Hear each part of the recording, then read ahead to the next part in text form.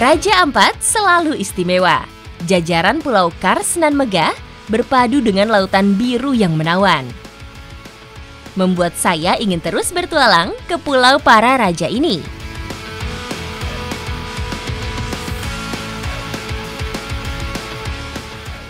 Sekarang saya sama tim Jejak Petualang, kita lagi mau menuju ke kampung paling utaranya Raja Ampat, Kampung Dorekar. Nah, di sini kebiasaannya kalau kita menuju ke suatu kampung, itu orang dari kampungnya yang jemput. Jadi tadi kita dijemput dari Waisai, balik lagi kampung sana tuh. Tidak hanya pulau-pulau Kars khas perairan Papua, ada juga kampung tradisional yang punya keramahan memikat. Seperti di pulau yang saya kunjungi ini, Dorekar.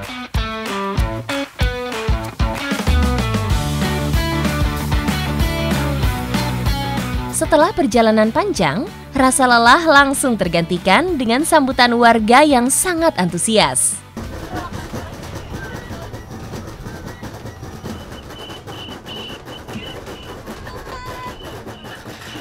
Kita udah sampai di Kampung Dorekar dan lihat itu semua anak-anak kecil satu kampung kayak pada ngumpul nyambutin Jejak Petualang. So seneng banget.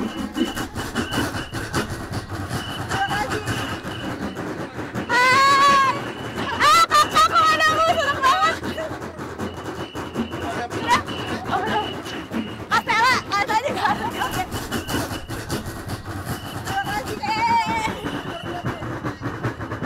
Jadi ini kebiasaannya masyarakat Dorekar kalau ada tamu, satu kampung semuanya kumpul buat menyambut tamunya. Ini tandanya kita diterima dengan senang hati sebagai saudara di sini.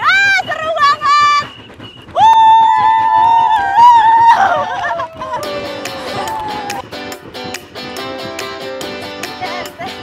Budaya penyambutan tamu menjadi ciri masyarakat Dorekar.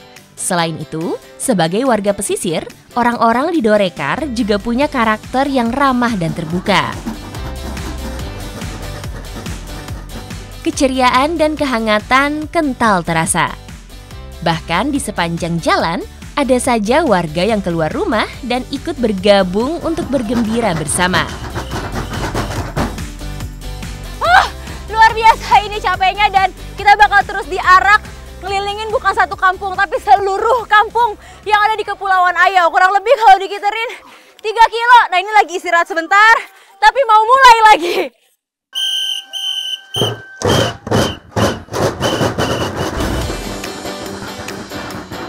Ada 5 kampung di Kepulauan Ayau: Dorekar, Yenkawir, Boiseran, Runi, dan Yenkavin. Hari ini seluruh kampung bergembira bersama menyambut kedatangan saya.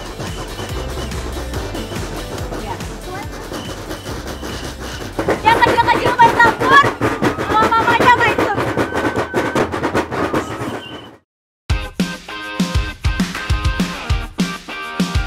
Dorekar tak cuma punya pemandangan alam cantik dan keramahan warga.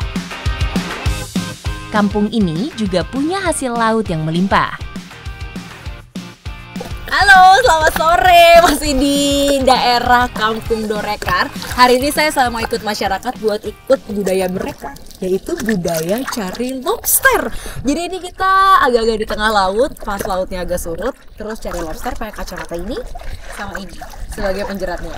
Ini saya sama om-om ganteng di belakang sudah siap buat cari.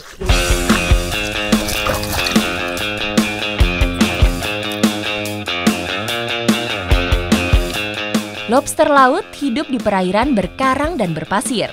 Untuk mencari biota yang satu ini, lubang-lubang di karang menjadi sasaran perburuan.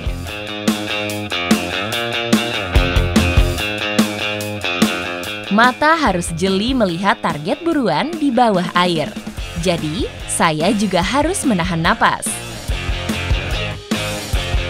Yeay! Ini dapat satu lobsternya, ini jenisnya lobster bambu. Tadi agak PR juga ngejarnya karena dia kalau di air cepet banget. Jadi begitu saya lihat langsung masuk lagi ke rumahnya. Tapi untuk antenanya panjang, jadi bisa langsung dijerat pakai jebakan. Hore!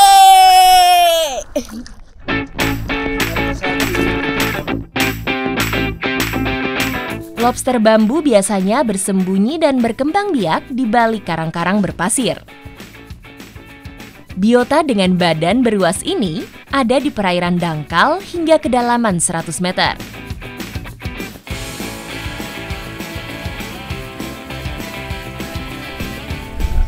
Hei, ayo pada tunjukin hasilnya semua.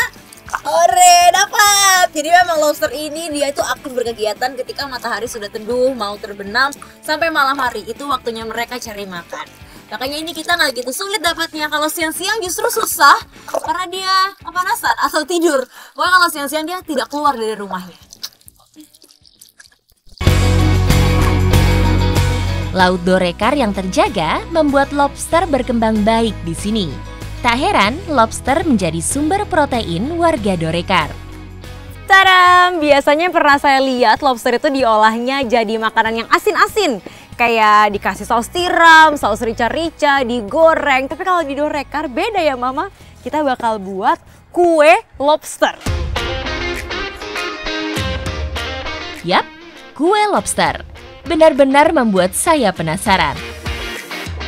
Selain lobster, singkong menjadi bahan lain untuk memberikan rasa gurih dan manis alami.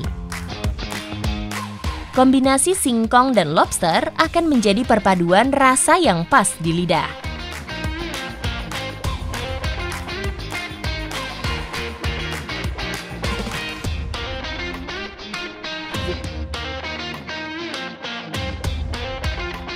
Jika kue biasanya punya cita rasa dominan manis, yang satu ini justru gurih pedas, karena ada tambahan cabai dan bawang.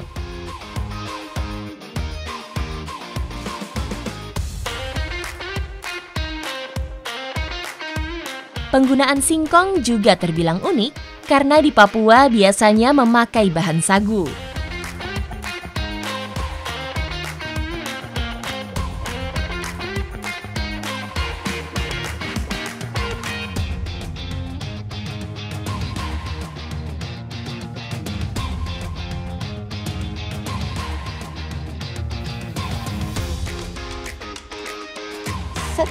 Mama, ini berapa lama kukusnya?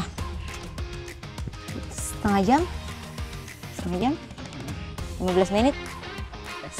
Nah, jadi tinggal dikukus kurang lebih 15 menit. Saya udah gak sabar pengen ngerasain. Karena ini baru pertama kali saya makan lobster, tapi dibuat kue. Set!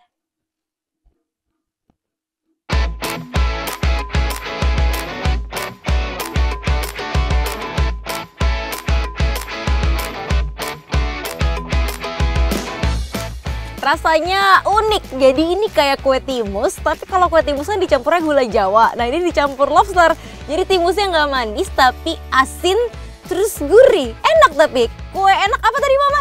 Enak rawo. Kue enak rawo, apa Pak? Kue enak rawo, enak mantap artinya. Aduh.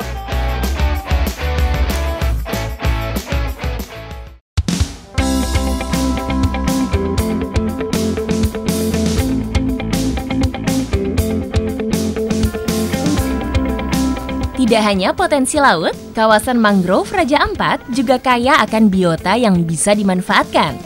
Kini saya masuk ke kawasan mangrove yang tengah surut. Saya akan mencari kerang atau dalam bahasa setempat disebut dia. Kawasan berlumpur seperti ini kaya nutrisi khas yang cocok untuk perkembangbiakan kerang. Kita harus selalu rajin toki-toki, pukul-pukul ya Mama. Iya. Nanti kalau udah dapat suaranya berbeda. Nah, itu dia sudah suaranya. Ini. Keberadaan dia juga menjadi indikator sehatnya kawasan mangrove. Tak sulit mendapatkan dia di Raja Ampat. Saat berburu kerang bakau, harus pintar mengamati waktu surut yang tepat. Beruntung, titik maksimal surut hari ini terjadi pada siang hari. Jadi tak sulit bagi saya untuk mendapat kerang. Ini saya dapat satu, tapi sepertinya karena saya terlalu semangat toki-tokinya, kulit kerangnya sampai pecah. Jadi dalamnya udah kelihatan. Biasanya kalau udah dapat satu, teman-temannya ada di sekitar situ.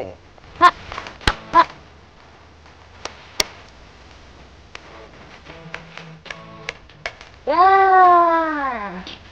Sini. Set. Taruh semua ya. Iya.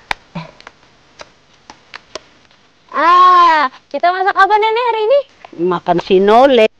Sendolnya sama abokon. Itu apa? Ayo ikut saya sama mama, kita lihat cara buatnya.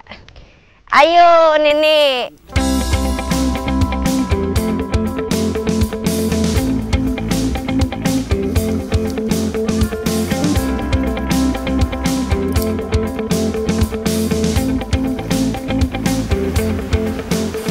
Ikan sudah ada, kerang bias sudah ada, kita sudah bisa buat abakon sama sinole. Nah, buat abakon ternyata kerang bias yang bisa dipakai itu yang kulitnya masih sempurna. Jadi tadi kerang bias yang saya toki-toki terlalu keras terus kulitnya pecah, itu nggak bisa dipakai kulitnya. Jadi cuma bisa dipakai isinya aja. Gimana cara buatnya? Nanti habis ini saya mau belajar dulu dari mama.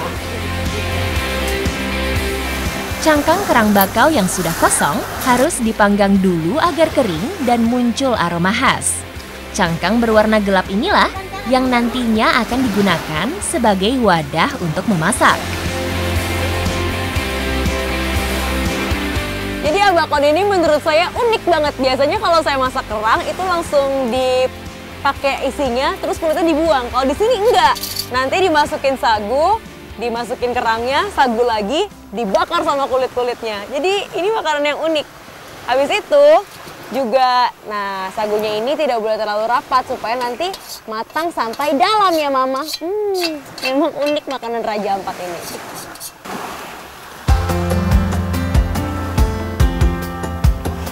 Kombinasi sagu mentah dan daging kerang ini dapat dicampur beragam bumbu. Kali ini saya ingin menikmati rasa abakon asli. Gurihnya sagu dan kerang bakar tanpa bumbu menjanjikan kelezatan yang saya cari. Sambil menunggu abakon matang, kami mengolah ikan segar yang akan dinikmati dengan olahan sinole khas Raja Ampat. Bumbu-bumbu sederhana dicampur irisan bawang, cabai, dan tomat yang akan menambah sedap rasa ikan segar yang direbus.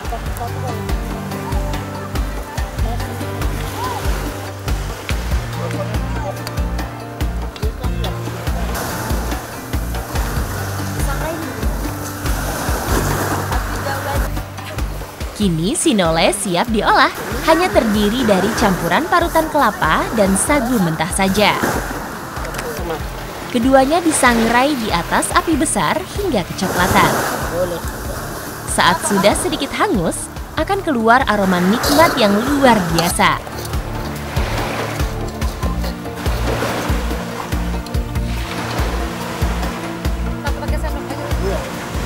Lengkap sudah petualangan saya nyari kerang bia, molo cari ikan hari ini. Ini hasilnya, sinole sama abakon ya mama?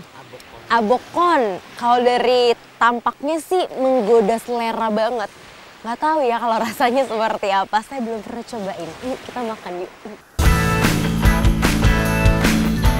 Ikan rebus dan sinole terasa unik di lidah saya. Rasa asli sagu, kerang, dan ikan segar ini begitu lezat. Berpadu aroma wangi dan manis yang khas.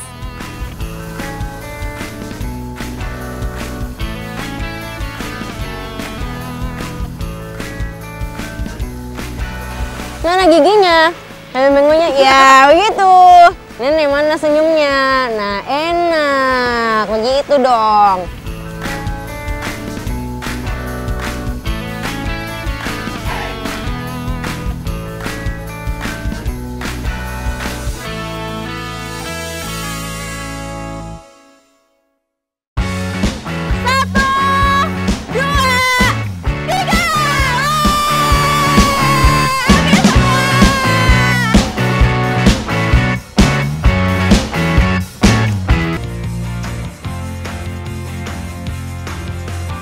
Selalu banyak cerita dari ujung timur Indonesia, termasuk di Raja Ampat. Rangkaian kepulauan indah di lautan Papua yang memesona mata dunia. Kali ini petualangan saya di Pulau Salawati di Raja Ampat. Saya datang ketika ada hari pembukaan Sasi Teripang.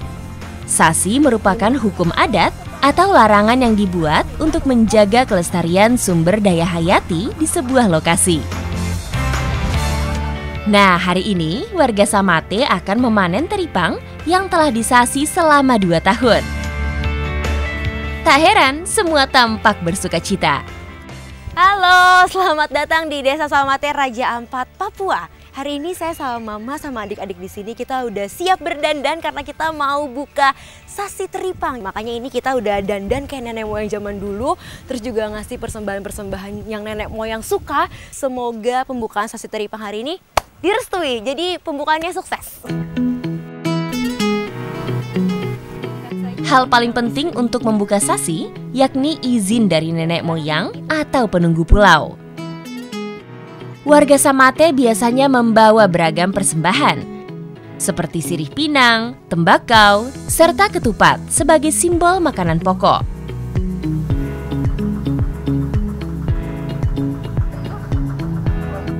Kita pasang sesajennya harus di pohon khusus ya Mama, ini pohon apa? Iya, ini pohon jambu. Pohon jambu pesisir, tapi kalau masyarakat di sini biasa sebutnya pohon jin. Nah, jadi ini sebanyak-banyaknya sesajen harus kita pasang di pohon karena semakin banyak sesajennya, nenek moyang semakin restuin, semakin suka. Jadi kalau bisa penuh satu pohon semuanya. Upacara persembahan sudah lengkap dan air pun semakin surut. Kini tinggal menunggu tanda sasi dibuka. Nah, sekarang saya sama masyarakat udah siap mau mempersembahkan persembahan kami ke tempat pembukaan sasi teripang. Tradisi sasi teripang sudah berlangsung sejak zaman Kerajaan Salawati berjaya di Raja Ampat. Ya, Teripang memang menjadi komoditi perdagangan nelayan penjelajah lautan dari Salawati. Prosesi pembukaan sasi dilakukan secara agama dan juga secara adat.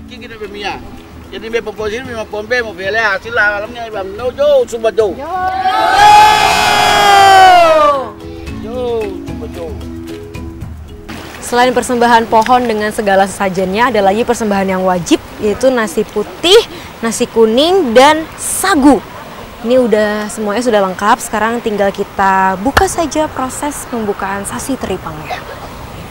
1, 2, 3, ambil semua!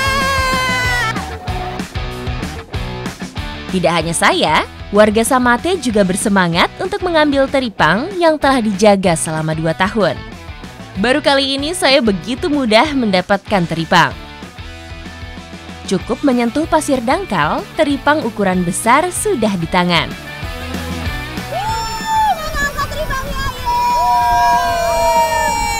Dapat banyak, ternyata ini benar-benar dari Makaila tuh. Saya aja udah sampai nggak muat di tangannya. Panen teripang!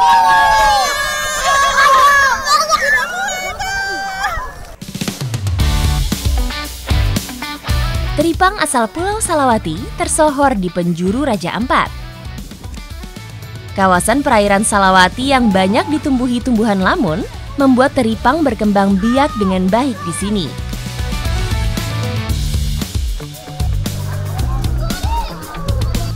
Memang kalau alamnya kita jaga, ini yang diberikan mereka sama kita. Jadi sasi ini selalu dibuka 2 tahun sekali dan memang mayoritas yang cari anak-anak. Jadi sore-sore sama anak-anak sekalian main bareng-bareng. Nah, kebanyakan jenis teripangnya ini teripang gosok ya? Teripang gosok, jadi ukurannya seperti ini, terus dia lebih keras.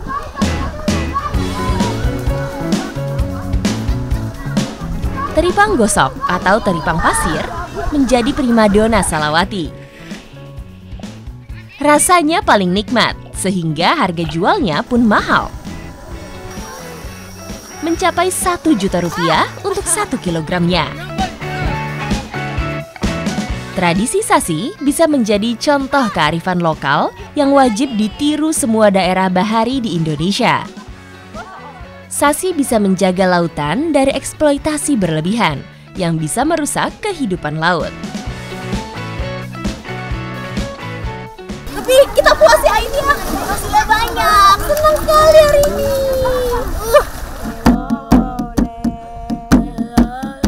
Kegembiraan belum selesai.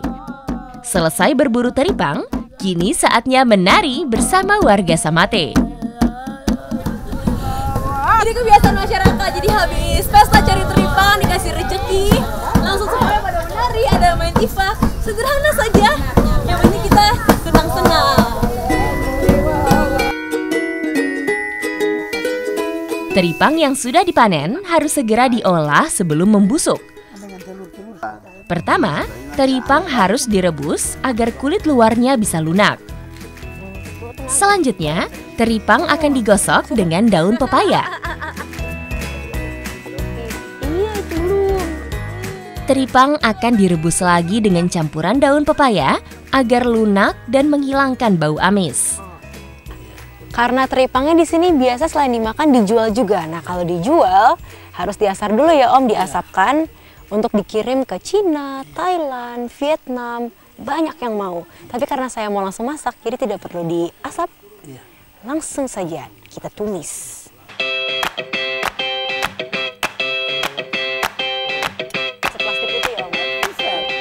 Saatnya mengolah teripang menjadi olahan lezat. Tak perlu banyak bumbu untuk mengolahnya. Cukup bumbu bawang, cabai, serta potongan sayur.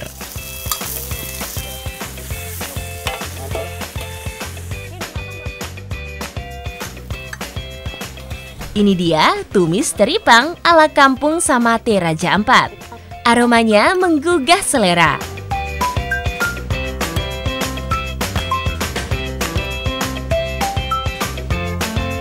Kalau teripangnya rasanya persis kayak babat, tapi teripang yang saya makan ini lebih kenyal. Jadi kalau saya nggak terbiasa makan seperti makan karet ban mama.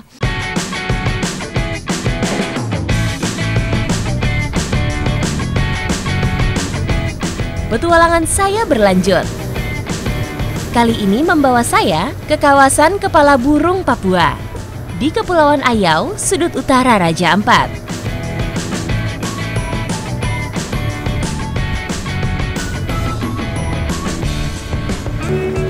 Saya lagi ada di Kepulauan Ayau, Raja Ampat, Papua. Nah, hari ini saya sama mama-mama di sini mau cari salah satu sumber protein alternatif selain ikan, yaitu cacing laut.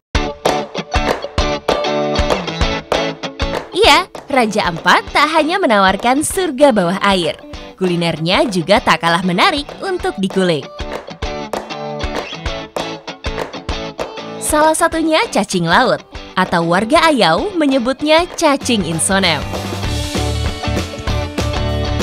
Dia tinggalnya di lubang-lubang kecil, jadi kita harus jeli lihat lubang-lubangnya itu ada di sebelah mana. Nah, ini ngambilnya juga sederhana banget, coba pakai kayu runcung seperti ini. Semoga saya beruntung bisa dapat cacing yang banyak hari ini. Untuk mencari insonem, butuh kejelian menemukan lubang sarangnya.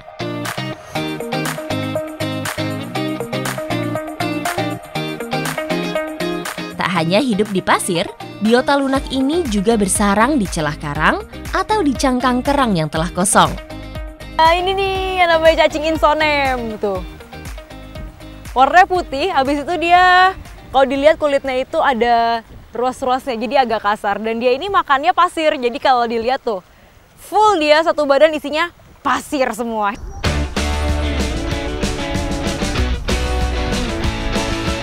Tak hanya di kawasan Raja Ampat, beberapa wilayah di Maluku, Bangka Belitung, dan Kepulauan Banda juga mengolah cacing insonem sebagai makanan.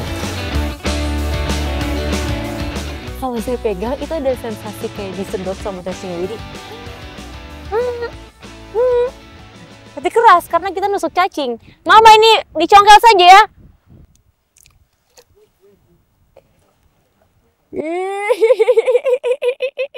Lihat nih, ini saya tusuk benar-benar pas di bagian belakangnya tuh. Zrrr.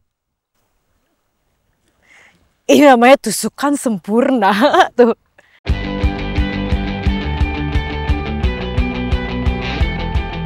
Populasi cacing insonem masih melimpah di sini karena Laut Ayau masih sangat terjaga.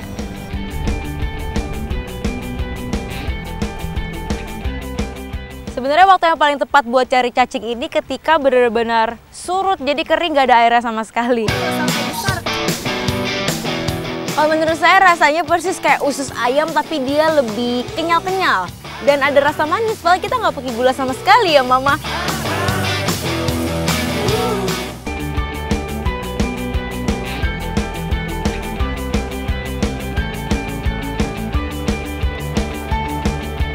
Cacing insonem hasil buruan harus segera dibersihkan. Untuk menghilangkan pasir dalam perut juga bau amis. Insonem seringkali diawetkan sebagai stok makanan dengan cara diasap.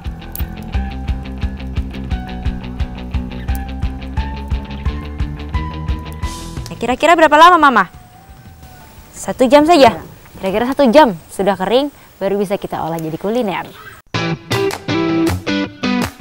Cacing insonem sudah kering. Kini saatnya mengolah panganan khas Raja Ampat ini menjadi lauk yang sedap di lidah.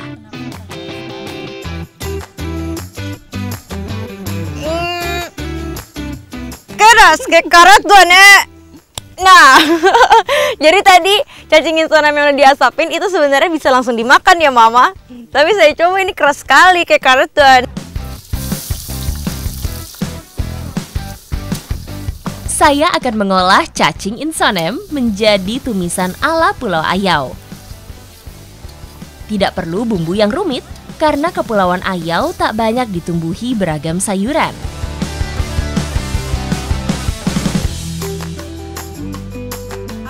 Di tangan para mama, insonem dimasak bersama pepaya muda yang mudah didapat.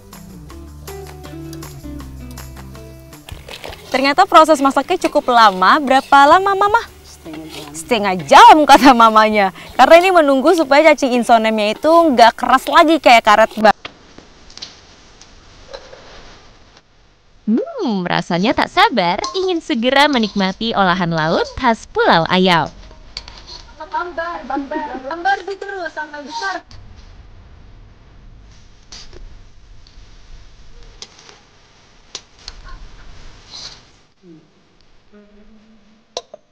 Kalau dilihat sekilas, cacing insonemnya ini mirip kayak teriyaki. Jadi saya mau kasih nama cacing insonem saus teriyaki. Paling nggak pakai kecap, tidak pakai bahan apa-apa. Jadi warna coklatnya asli dari warna cacing insonem yang tadi diasap.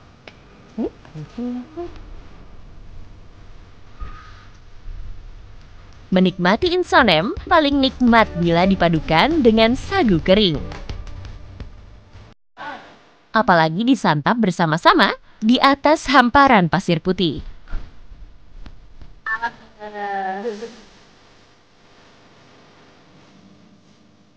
Kalau menurut saya rasanya persis kayak usus ayam, tapi dia lebih kenyal-kenyal. Dan ada rasa manis, padahal kita nggak pakai gula sama sekali ya Mama. Ini pertama kalinya saya makan cacing insonem dan rasanya benar-benar sipium rawo. Enak banget. Petualangan ke Raja Ampat yang penuh warna dan kehangatan.